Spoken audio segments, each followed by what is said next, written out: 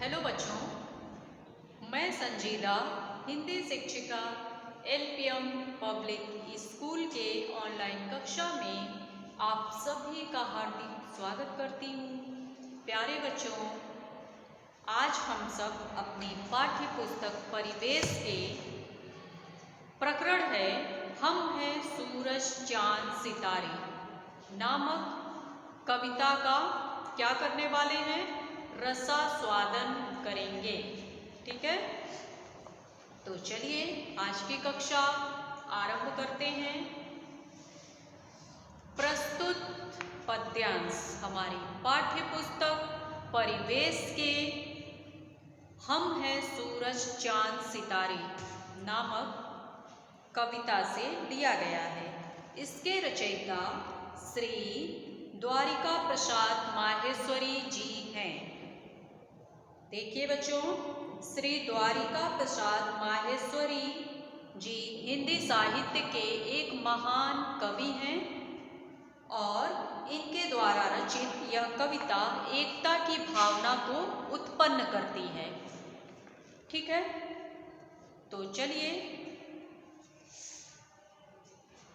हम लोग इस कविता को पूरे आरोह अवरोह और लय के साथ सस्वर वाचन करते हुए रसास्वादन करेंगे। ठीक है बच्चों, तो आप सब मेरे साथ इस कविता को दोहराते चलिएगा।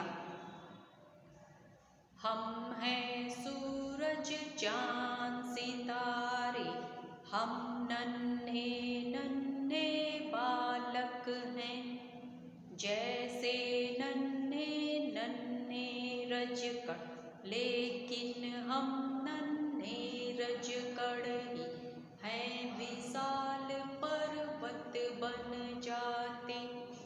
ठीक है बच्चों, कविता को थोड़े से राग में अगर हम लोग गाते हैं तभी पता चलता है कि यह कविता है। ठीक है, कविता का मतलब ही होता है कि राग में गाना। चलिए गाते रहिए। हैं हम बच्चों की दुनिया ही एक अजीब गरीब निराली, हम सूरत मूरत मंदिर की, हर सूरत है भोली भाली, यहाँ न कोई भेद रंग का, सबके सब हम एक रंग हैं, पूरब पश्चिम उत्तर दक्षिण सभी दिशाएं एक संग हैं। मजा आ रहा है बच्चों? कविता को याद कर लीजिएगा। पृथ्वी माँ के राज दुलारे, हम हैं सूरज चांद सितारे, एक धरा की ही गोदी में सारे बच्चे बड़े हुए हम, एक हमारी आसमान छत, एक हमारी सांस पवन है, धूप चांदनी के कपड़ों से ढका हुआ हम सबका तन है, हम हैं एक विश्व के तारे, हम हैं सूरज चांद सितारे। ठीक है बच्चों, तो इस कविता को आप सभी राग में गाते हुए अच्छे से याद कर लीजिएगा। और चलिए अब हम लोग इस कविता के अर्थ को समझते हैं कि श्री द्वारिका प्रसाद माहेश्वरी जी ने इस कविता में क्या बताने का प्रयास किया है। तो चलिए इसके अर्थ को हम लोग समझते हैं। देखिए बच्चों,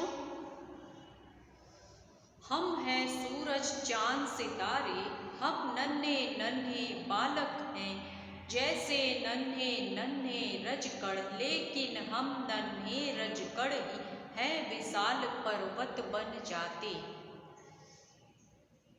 इस कविता में कवि ने बच्चों की तुलना प्रकृति से की है। ठीक है, देखिए इसमें नन्हे मुन्ने बालक हैं, इसमें कवि ये बताने का प्रयास कर रहे हैं कि ये बच्चे सूरज, चांद और सितारों की तरह ही हैं। दिया है ना, हम हैं सूरज, चांद, सितारे। ये जो बच्चे हैं नन्हे नन्हे, सूरज, चांद, सितारों की तरह ही हैं। ये छोटे छोटे बालक मिट्टी के छोटे छोटे कणों के समान है। रजकण का अर्थ होता है मिट्टी के कण। और देखिए दिया है ना, लेकिन हम नन्हे रजकण ही हैं, विशाल पर्वत बन जाते। इस कविता में कवि कह रहे हैं कि ये बच्चे सूरज, चांद, सितारों की तरह ही हैं। ये छोटे छोटे बच्चे मिट्टी के छोटे छोटे कणों के समान हैं, जो बाद में एक विशाल पर्वत बन जाते हैं। जिस प्रकार छोटे छोटे मिट्टी के कण मिलकर आपस में एक बहुत बड़ा विशाल पर्वत बन जाता है, उसी प्रकार कवि ने यह बताने का प्रयास किया है कि ये छोटे छोटे जो बच्चे हैं मिट्टी के रजकण के समान, ये जब बड़े हो जाएंगे तो यह एक दिन मिलकर एक विशाल पर्वत की तरह बन जाएंगे। है हम बच्चों की दुनिया ही एक अजीब गरीब निराली। इन बच्चों की दुनिया अजीब गरीब होती है, बहुत ही निराली, एकदम अलग होती है। ठीक है, किसी से इनको कोई मतलब ही नहीं होता है। हम सूरत मूरत मंदिर की हर सूरत है भोली भाली। जिस प्रकार ईश्वर की मूरत होती है भोली भाली, उसी प्रकार बच्चों की सूरत भी भोली भाली होती है। ठीक है, यहाँ न कोई भेद रंग का, सबके सब हम एक रंग के हैं।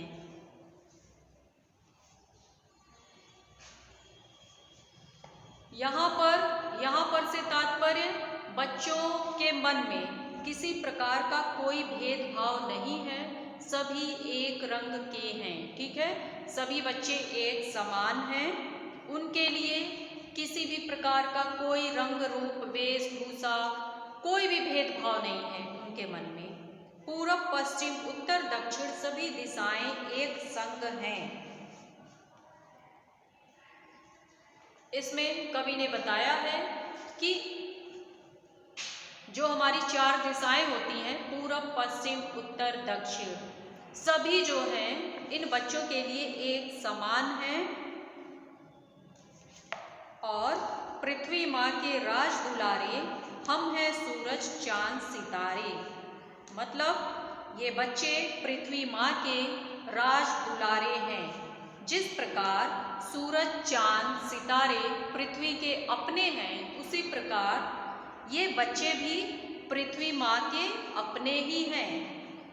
ठीक है बच्चों, एक धरा की ही गोदी में सारे बच्चे बड़े हुए हम, एक हमारी आसमान छत, एक हमारी सांस पवन है।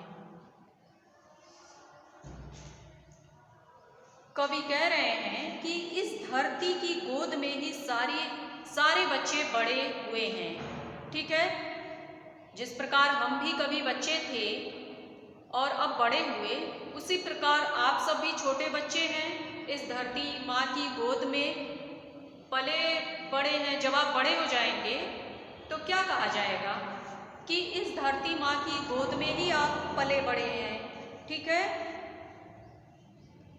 और ये छत धरती हवा सभी एक ही है। इस हवा से हम लोग सांस लेते हैं तो क्या सबके लिए अलग अलग है?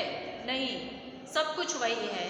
छत, आसमान, धरती, पवन, ये सभी एक ही हैं, सभी के लिए समान हैं। ठीक है बच्चों, धूप चांदनी के कपड़ों से ढका हुआ हम सबका तन है, हम हैं एक विश्व के तारे, हम हैं सूरज चांद सितारे। इसमें कवि कह रहे हैं कि सूरज जो हमें रोशनी देता है, इससे ही हमारा तन या प्रकृति का तन ढका हुआ है। ये जो सूरज हमें रोशनी देता है, यह हमारे लिए क्या है? यह प्रकृति के तन को ढके हुआ है, ठीक है, ढके हुए हैं। उसी तरह इन बच्चों के ऊपर भी जो सूरज की रोशनी पड़ रही है तो इनका भी तन ढका हुआ है, ठीक है, सूरज की रोशनी से। सूरज की रोशनी को किससे बताया गया है? कपड़ों से। हम हैं एक विश्व के तारे, हम हैं सूरज चांद सितारे। इस दुनिया के बच्चे विश्व के तारे हैं, हमारा भविष्य हैं और हम सबको प्यारे हैं, ठीक है। तो बच्चों, इस कविता का क्या उद्देश्य है? यही कि हमारे अंदर एकता की भावना होनी चाहिए, हमें मिलजुल कर काम करना चाहिए, कभी किसी से भेदभाव नहीं करना चाहिए, हमारे मन में देश प्रेम का भाव होना चाहिए, ठीक है। तो बच्चों, उम्मीद करती हूँ आप सभी को ये कविता अच्छे से समझ में आ गई होगी। आप सब इस कविता को राग के साथ गाते हुए याद करिए, ठीक है, याद करके गाइए और इसके अर्थ को भी समझिए। और जैसा कि कवि ने प्रकृति के माध्यम से इन बच्चों के बारे में बताया है, तो हमें ऐसे ही मिलजुल कर बिना किसी से भेदभाव किए और अपने देश के प्रति प्रेम का भाव रखते हुए समाज में रहना है, ठीक है बच्चों। तो चलिए, आज के लिए बस इतना ही। आज की कक्षा समाप्त करते हैं, ठीक है। धन्यवाद।